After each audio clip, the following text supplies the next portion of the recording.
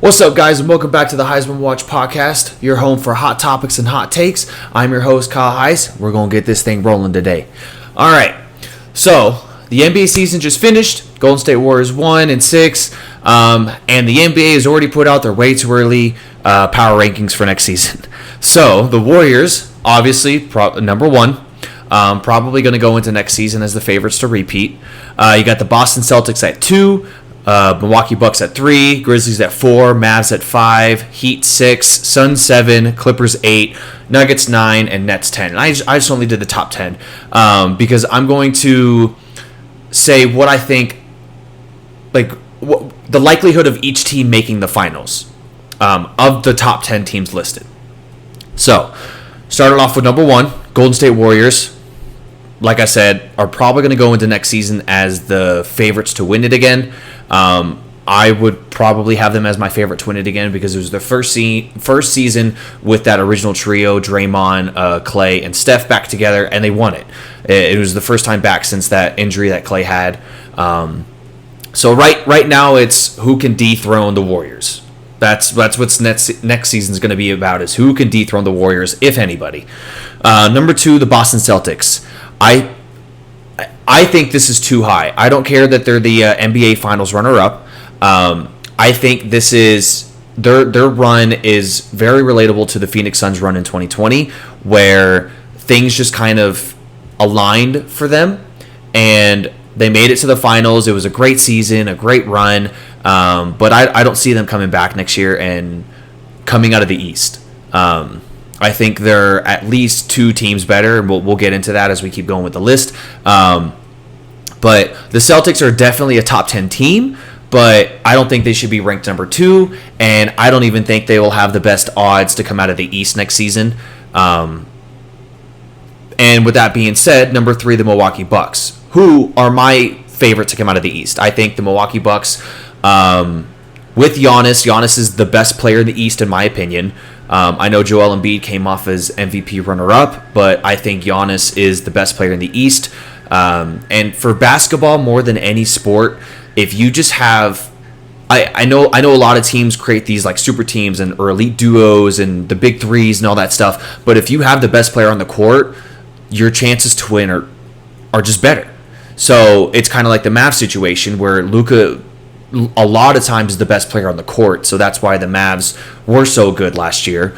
And I think Milwaukee has the best player in the East in Giannis. So I would pick the Bucks to come out of the East entirely, and I wouldn't be surprised if it's a Warriors-Bucks finals matchup next year. I'm not saying like that's what it will be. That's not my prediction. I'm just saying I wouldn't be surprised at all if it's Bucks-Warriors. Then at 4, we have the Grizzlies. I think they are ranked a few spots too high, because I think there's 2 or 3 teams that could be better than the Memphis Grizzlies. Now, I know the Grizzlies came off an incredible season, John Morant, and that young core, they were exciting to watch, but I don't think the Memphis Grizzlies are a top 3 team in the West again. I think there's too many rosters that are going to be coming back healthy, like the Nuggets, like the Clippers, and those are some, like, with their set guys, with their real guys, those are dangerous teams. So I think Memphis had an incredible season this past year, but I don't think they are the number 4 in the power rankings. I still think they cracked the top 10, but not by any means are they top 4 in the league. Now that's not no disrespect to those guys, but it's just there's too many like super talented teams in the West that were dealing with injuries last year. So they just need to get those guys back and to get those guys healthy. And Memphis is still a top 6 team in the West. I still think they make the playoffs, but I don't have them as the second best team in the West based off of these rankings, because Warriors won and then it went 2 East teams and then Memphis. I don't think Memphis is going into next season as the second best team in the West. I think the number 5 team, the Dallas Mavericks, are one of the teams that I would put ahead of Memphis. I think Dallas in the middle pack of the top 10. That's kind of where I would have them. But Dallas Dallas is unique in the sense that Luka is LeBron-esque when it comes to the best player on the court at all times. Like, very rarely is Luka on the court with somebody as the same caliber or even better. And it's very few players in the league that can match up like that talent-wise. And it's like LeBron, Steph, Giannis. I might be leaving like 2 out, but those are like the main 3 where it's like when those 3 are on the court, or KD, Kevin Durant, like game changers. Luka consistently walks out on the court as the best player playing, whatever game he's playing. And you kind of saw that, like, and how much a best player or a superstar can carry you in the postseason, because the Mavericks did not have the best roster by any means in this postseason. They honestly had one of the worst rosters, talent-wise, like from top to bottom. It was mainly Luka, and then if Jalen Brunson, if Spencer Dinwiddie, if Reggie Bullock. Like, it was a lot of ifs with these guys. It was Luka, and then if these guys could hit their shots, they're winning games. As opposed to someone like the Warriors, where they can go 4 deep, and you saw Andrew Wiggins pop off one game for 26. So Luka is that unique player in this league where, as long as he's the best player on the floor, it's hard to vote against him or bet against him. So, and with the addition of Christian Wood, the roster only got better with that move. So I think the Dallas Mavericks are going to be better than the Grizzlies. I think they finished top 3 in the West. Just how talented Luka is, and it shows you that he doesn't need like another. Like, obviously, if the Mavs made some blockbuster deal and got Bradley Beal, who I think would be an absolutely perfect fit in Dallas. He's not ball dominant. He's an outstanding shooter. But if Dallas made a move like that and got a Bradley Beal, you have to consider that as one of the best backcourts in basketball, and they would instantly start going into those finals conversations. So with, like, Christian Wood isn't a groundbreaking move. He is a really, really good move in addition for the Mavs. But Luka's already showed that he doesn't need the craziest talent in the world. He doesn't need a Paul George. He doesn't need a Kawhi Leonard in order to make a run and make it exciting for the city of Dallas. So next on that list is the Miami Heat. Miami Heat is who I think is the biggest competition for the Bucks. They ended up losing in the Eastern Conference Finals to the Boston Celtics this past season. But I think 1 and 2 in the East is Milwaukee and Miami. Boston, very talented. I don't think they repeat, like I said. I think it reminds me a lot of the Phoenix Suns run, where it's a young superstar carrying the team, elevating them to a different level. They make it to the finals, and they lose in 6, and then they'll make the playoffs next year, but I don't think they make as crazy a run as they did this year. Then you got like the Sixers. We don't know what the Sixers are going to be next year. They went through that whole drama with Ben Simmons. They got James Harden late in the season. It didn't work out as immediately and as effective as they would have hoped. And Toronto is talented and well coached, but they just don't have enough to get back to where they were whenever they had Kyle Lowry and Kawhi Leonard for that finals run. So I think 1 and 2 next season in the East is going to be Milwaukee, Miami. But I do think Milwaukee would come out of that. But yeah, I think the Heat are ranked a little bit too low. Maybe it's just because their superstar Jimmy Butler isn't like a high-scoring, consistent guy, kind of like Giannis, kind of like Joel, kind of like Luka. Jimmy Butler is a very under-the-radar superstar, in my opinion, where he doesn't put up crazy numbers, but come playoff time, it's like a different animal just comes out. And he drops 40 bombs when he never does it in the regular season. So Miami will consistently be in my conversation as tops in the East, as long as Eric Spoelstra and Jimmy Butler and Bam Adebayo and that's a good core. So next is the Suns. I'm not complaining about this. I do think the Suns are a top 10 team going into next season still. CP and Devin Booker came off as being considered the best backcourt in basketball last year, the 64-win team. There's just a lot of question marks about DA. and kind of how the season ended, because the coach of the year got outcoached by Jason Kidd. And that is not a disrespectful statement by any means to Jason Kidd. He's an outstanding coach. He rejuvenated the defense in Dallas and obviously helped carry them to the Western Conference Finals. But it was just interesting to me that the coach of the year for the entirety of the regular season, Monty Williams, could not figure out how to adjust against Dallas. And it was all credit to the world of Jason Kidd. But the Suns are in an interesting spot right now because going into this past season, they had all these finals expectations. Everybody said it was going to be Golden State or Phoenix, and then it ended up being Golden State, but Phoenix didn't even reach the Western Conference Finals. It just ended in a disappointment, getting bombed in Game 7 at home. So we'll see what happens with DeAndre Ayton if they end up coming on common ground and reaching a deal, or if DA ends up being a part of a sign and trade package, and we'll see what the Suns get out of that in return. But there's some question marks about the Suns. I still think definitely they are a top 10 team. You got CP, the point guard, and even though we kind of fell off in the latter half of this Mavs series, Book is still a very talented scorer. CP can still manage and facilitate a game like nobody else. So I'm curious to see what the Suns are going to do next year. I don't think they're going in with the finals expectations that they had this year, but I definitely think they're top 10. And it's just a lot of next year's expectations is going to be riding on the potential Ayton sign and trade deal. Next on the list, the Los Angeles Clippers. I actually have no problem with them being in the top 10. I know they were the the 7th seed this year. After dealing through the play-ins, they were the 7th seed.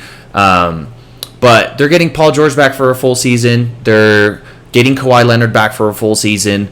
And even to this day, those two are still some of the best wing defenders in this league. But, I mean, we'll see how Kawhi's health plays a part. But as of right now, if everybody's healthy, the Clippers, talent-wise, are a top 10 team in this league. Ty Lue is an outstanding coach.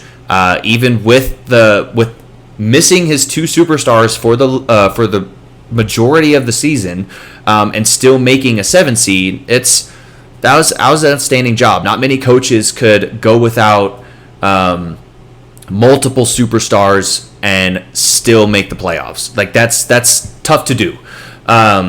So that's hats off to the Clippers, but I think getting those guys back if they can remain healthy, and we'll see. It's more or less we'll see what Kawhi is going into the playoffs, because he does his time management. He's when's the last time he played all 82 games or just was healthy for an entire season? It was probably back in his Spurs days, and even then, that's a lot of the frustration that happened towards the end, is they felt he was doing too much time management.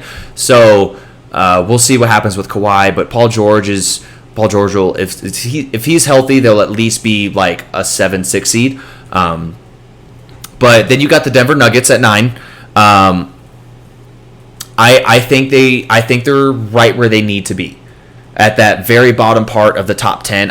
Jokic did an outstanding job with his MVP season, carrying them to a 6th seed. I know they were a first-round exit, but dude has all of his guys hurt. Like Jamal Murray didn't play the entirety of the season. Michael Porter Jr. was in and out due to injury. So there's if Jokic can get his guys back, specifically Murray, which I don't, as long as Murray doesn't tear another ACL, he'll play the majority of the season. So as long as he has him, at least, Denver is still at least a top 6. They're a top 6 without Jamal Murray, and so they're going to make a little bit of a jump next season with Jamal Murray back. I think they're at a perfect spot right around 9. I don't think they make the finals. Like the teams I think make the finals so far is like the Warriors have high potential, Bucks have high potential. I think Mavericks potentially could make a push. I don't know. We'll see. Heat being in my opinion, the second best out of the East. I think the Suns, question marks, but I still think are talented enough to make it back to the finals. I still think the Warriors should be the favorite. I think they will be, and I think they should be the favorite. But last on the list for the top 10 is the Brooklyn Nets, which I don't even think should be on this list. I really don't. Here's why. One, they dealt with a lot of injuries, but Kyrie Irving, how reliable is he going to be?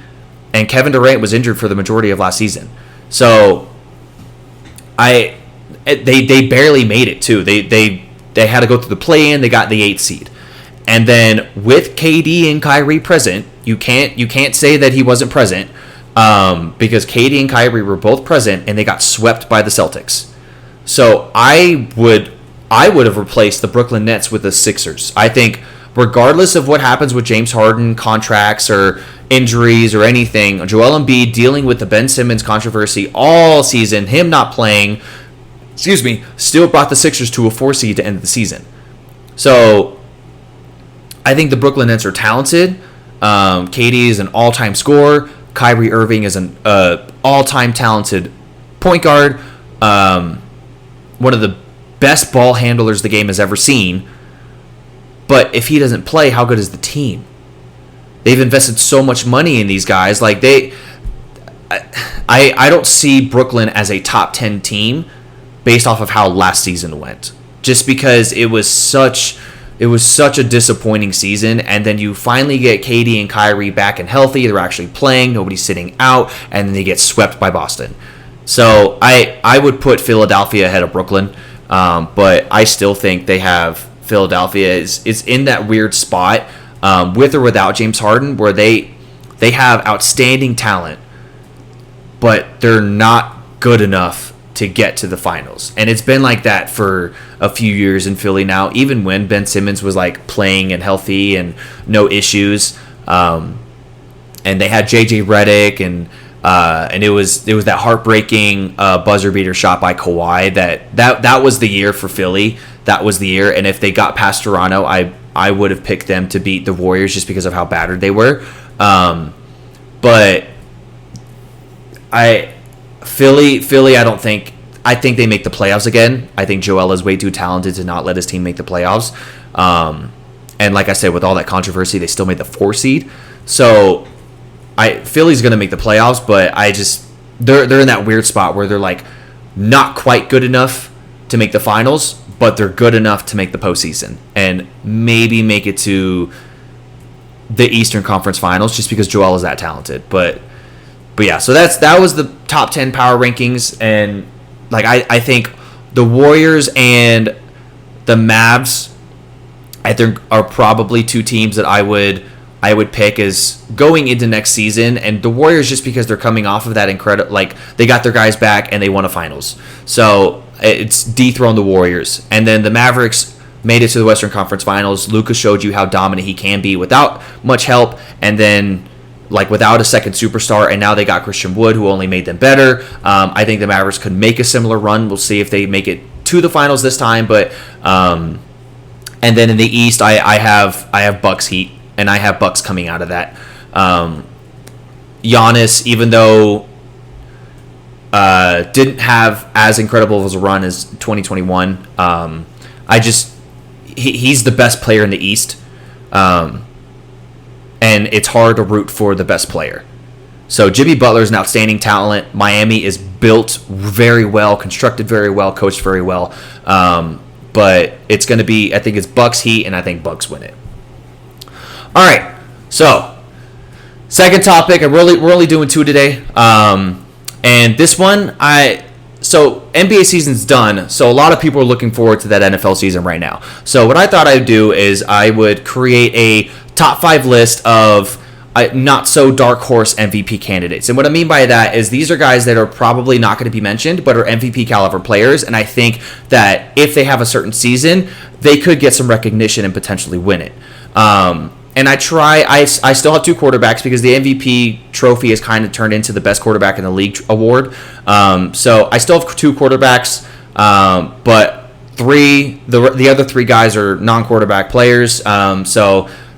This is not in any order. This isn't who I think best odds to worst odds 1 through 5. This is just 5 players that I think have a legit shot. And that's 1 is Lamar Jackson, and then Joe Burrow, and then King Henry, Cooper Kupp, and TJ Watt. So first, we're going to go through the two quarterbacks. Lamar Jackson first. So last year, he missed 5 games due to injury, and yet he still threw for nearly 3,000 yards, 64% completion. Now, his touchdown to interception ratio, 16 and 13. That's not very good. But like I said, he was dealing with those injuries. It was his first non-1,000-yard rushing season since 2018, and he's on a contract year. He's trying to get that bag. He's trying to get his money. So I expect Lamar Jackson to have a comeback year, prove himself. Baltimore, I think, is going to be competing for that AFC North spot.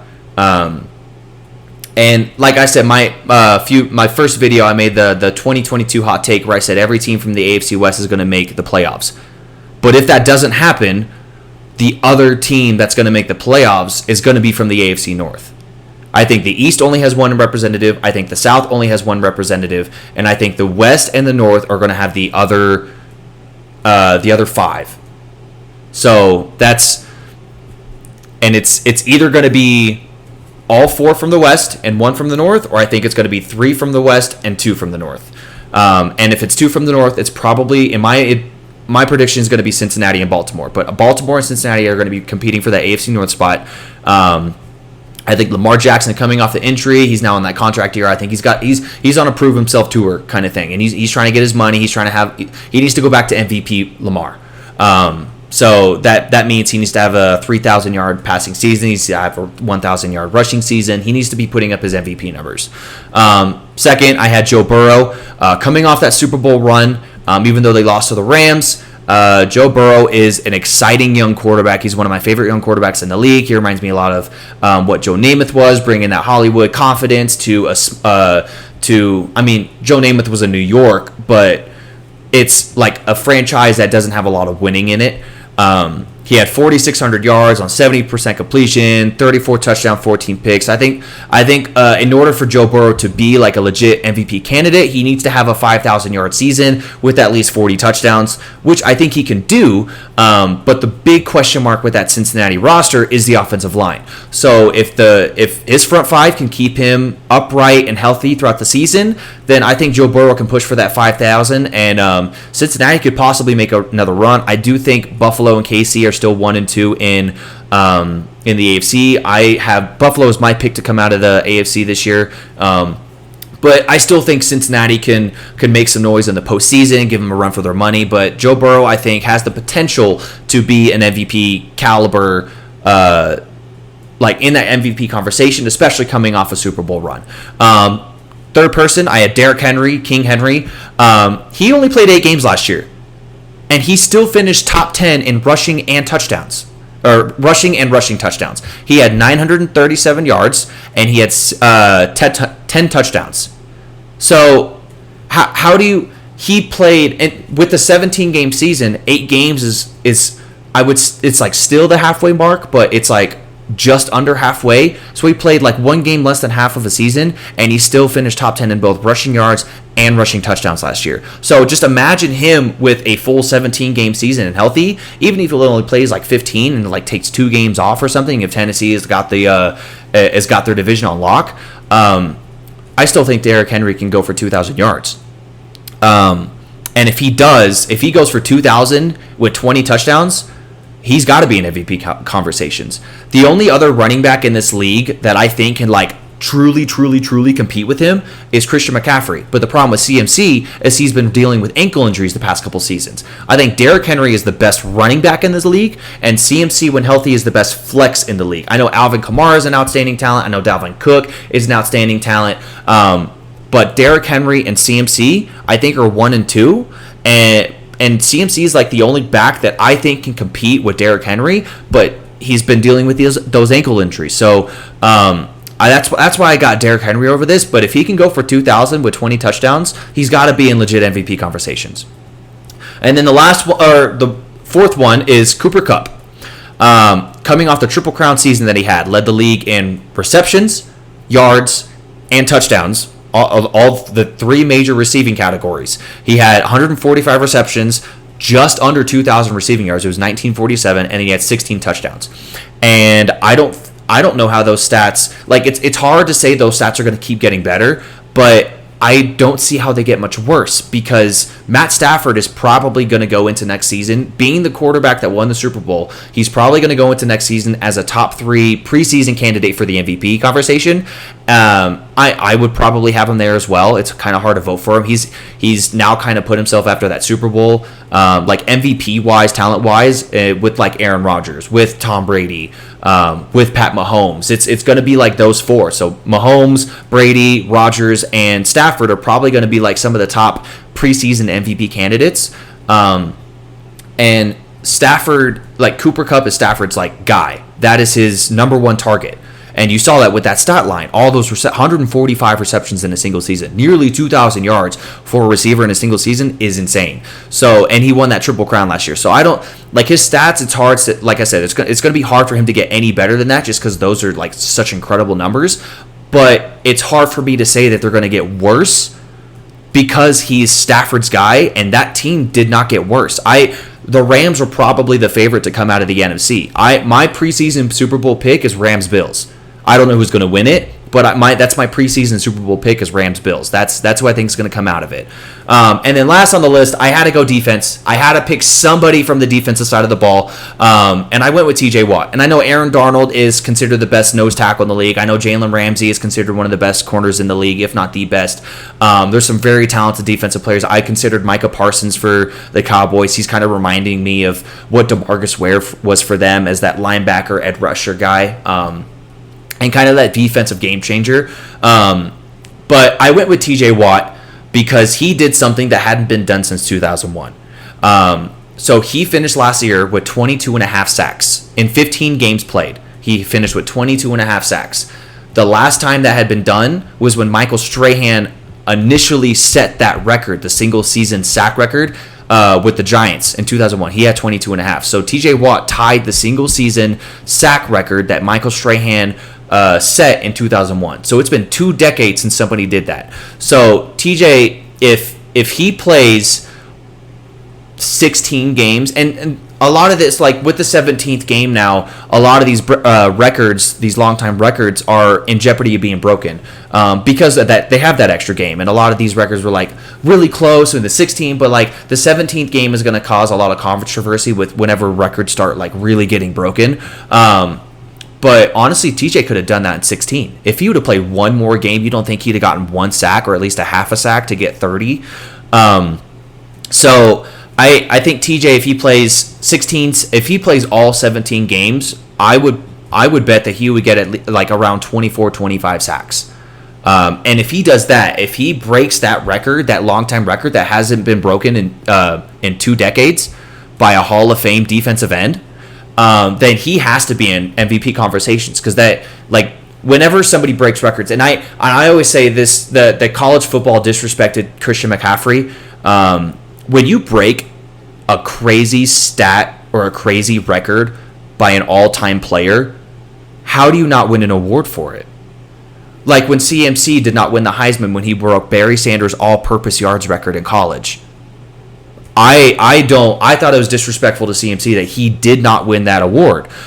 So if TJ Watt breaks the sack record, it's going to be hard for me not to vote for him in MVP voting. If I was part of that committee, it would have been hard for me to not vote for him in MVP voting, just because that's like that record was set in 2001. It's been over 2 decades since someone's done that. Like JJ Watt, his brother JJ Watt, who plays for the Arizona Cardinals now, is a future Hall of Famer and has led the league in sacks before. He did it twice, once in 2012 and once in 2014, and he had 20 and a half sacks both times. And TJ has gotten 22 and a half.